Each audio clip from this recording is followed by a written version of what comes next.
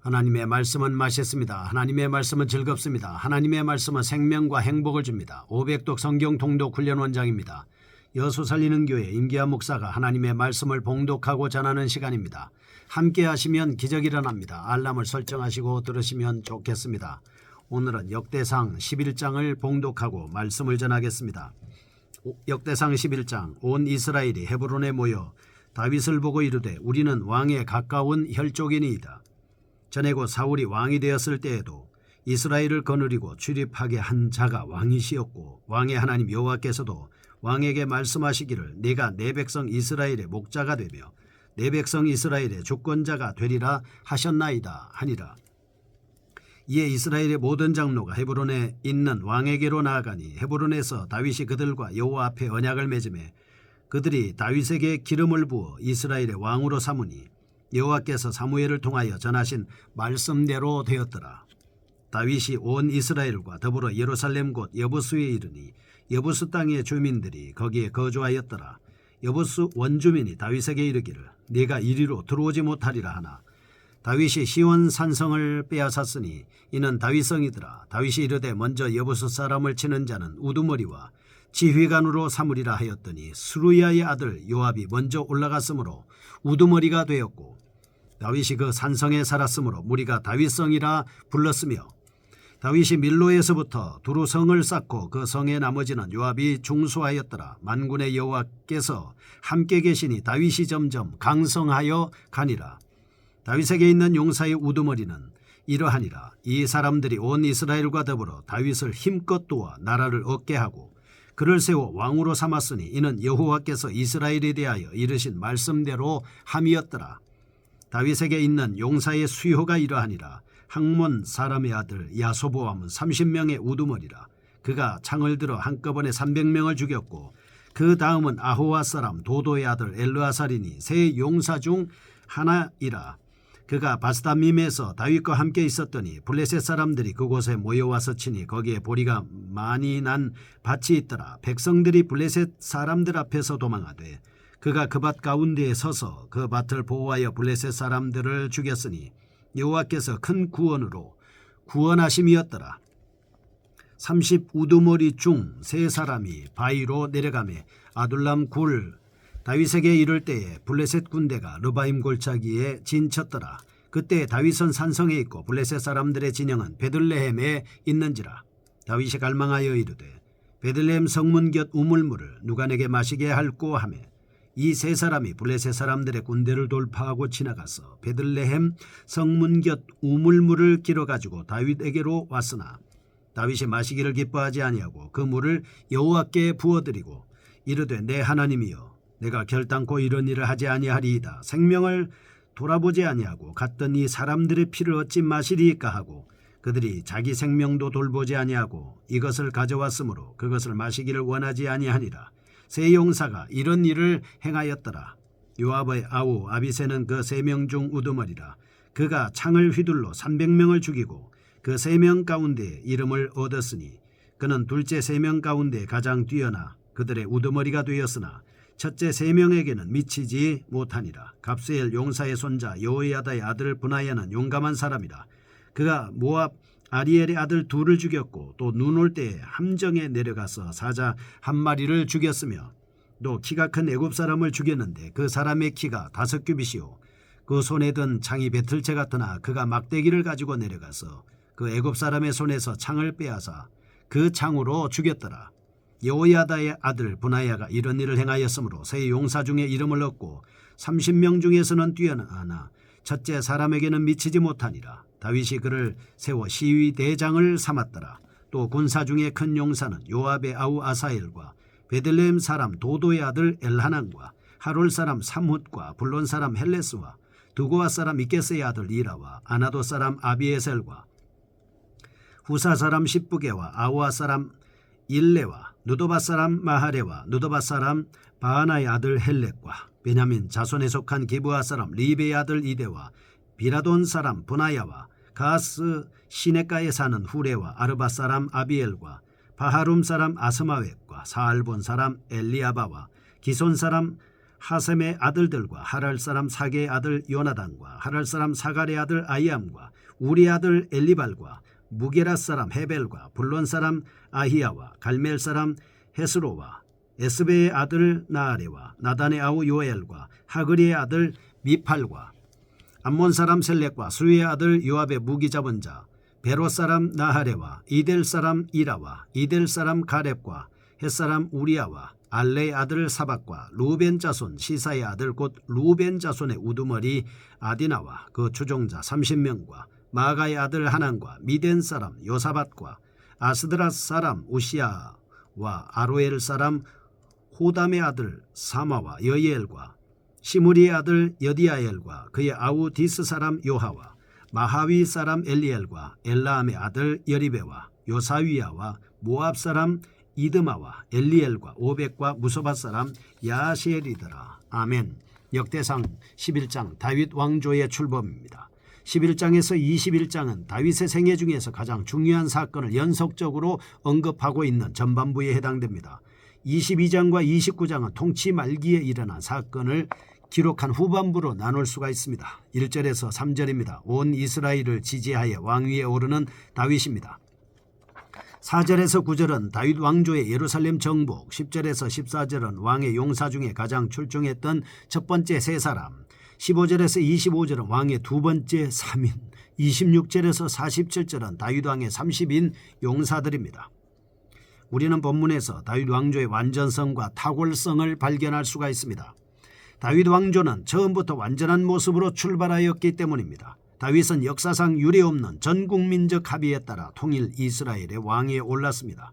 온 백성들로부터 충성의 서약을 3절에서 받고 있는 모습을 볼 수가 있습니다. 이에 이스라엘의 모든 장로가 헤브론에 있는 왕에게로 나아가니 헤브론에서 다윗이 그들과 여호와 앞에 언약을 맺음에 그들이 다윗에게 기름을 부어 이스라엘의 왕으로 삼으니 여호와께서 사무엘을 통하여 전하신 말씀대로 되었더라 라고 해서 공식적으로 떳떳하게 통일왕국의 왕으로 취임하고 있습니다.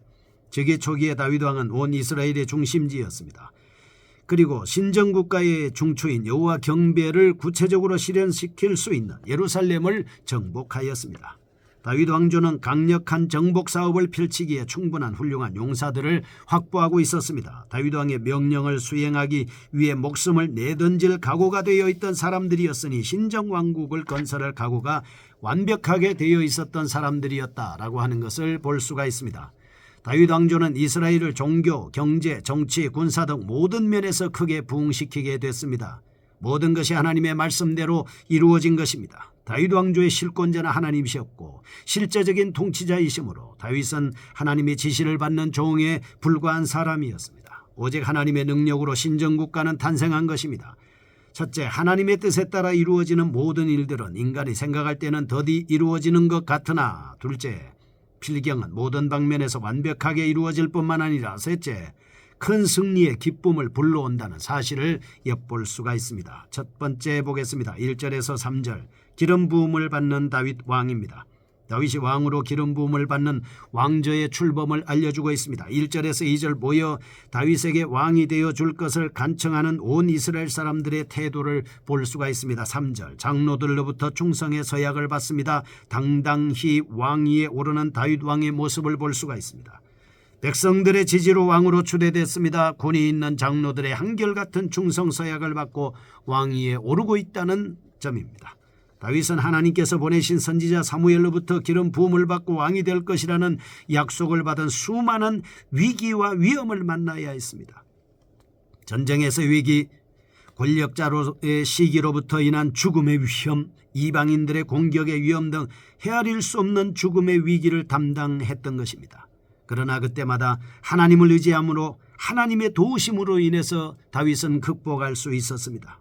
교훈입니다. 첫째, 무엇보다도 하나님께서 하신 언약은 그 말씀을 반드시 성취되고야 만다. 둘째, 하나님의 언약의 말씀을 믿고 인내할 때 하나님의 놀라우신 복을 받게 됩니다. 셋째, 그 복은 일시적인 거나 불완전한 것이 아니라 영원하며 완전하다는 사실입니다. 두 번째 4절에서 9절 다윗이 예루살렘을 정복하는 내용입니다. 시온의 여부스 사람들로부터 빼앗은 사실을 말씀합니다. 4절에서 7절 여부스 사람들로부터 예루살렘을 빼앗은 다윗 왕의 모습입니다. 8절 예루살렘 성을 더욱 튼튼히 보강하는 다윗 왕, 9절 다윗의 예루살렘 정복과 말씀에 대한 해석 등입니다. 예루살렘의 새로운 수도를 부각시키고 있습니다. 예루살렘은 통일왕국의 정치적 수도일 뿐만 아니라 성전이 지어질 거룩한 장소입니다. 다윗의 행정보다는 이스라엘의 수도인 예루살렘의 위상에 초점을 맞추고 있습니다. 신정왕국의 신적인 면모와 여호와 신앙의 외적 표출로 상징되는 성전에 지대한 관심을 집중시키고 있습니다. 예루살렘은 남과 북의 어느 한 지파에도 치중하지 않는 이스라엘 중심에 위치한 성읍입니다. 이스라엘 중심에 위치해 있으면서도 그 어느 누구도 쉽게 정복하지 못한 천의 요새 지역입니다. 다윗은 이곳을 점령하게 됨으로써 진정한 의미의 이스라엘의 통일을 완벽하게 이루게 되었을 뿐만 아니라 저울 중앙집권 체제로 돌입할 수 있었다 하는 것입니다. 첫째, 외부의 적보다는 우리는 이런 일을 행할 때 내부의 적을 물리쳐야 합니다. 둘째, 상호 간의 교통을 차단하는 영적인 악의 요소들을 제거해야 합니다. 다윗이 예루살렘을 정복하듯이 우리는 새 예루살렘을 표적으로 나타내는 천국을 침노하는 자에게 이루어지기 때문에 열심을 다해야 하겠습니다. 세 번째 10절에서 14절입니다. 다윗의 왕의 첫 번째 사민입니다. 10절은 용사들의 공적, 11절은 30인의 두목 야소보암의 활력상, 12절에서 14절은 세 용사 중 하나인 엘르아살의 활력상으로 구성되어 있습니다. 우리는 이런 사실을 통해서 첫째, 아무리 뛰어난 능력가라 하더라도 주변의 도움을 받음으로 하나님의 사역을 충실히 감당해낼 수 있다는 것입니다. 둘째, 하나님의 나라는 반드시 능력 있는 소수의 일꾼들의 헌신 바탕 위에 건설된다 라고 하는 사실을 알 수 있습니다. 오늘날 한국교회가 견고히 서기 위해서는 하나님의 뜻을 방해하는 악한 요소들을 물리치고 영적인 능력을 소유해야 한다라고 하는 것을 알 수가 있습니다. 15절에서 25절입니다.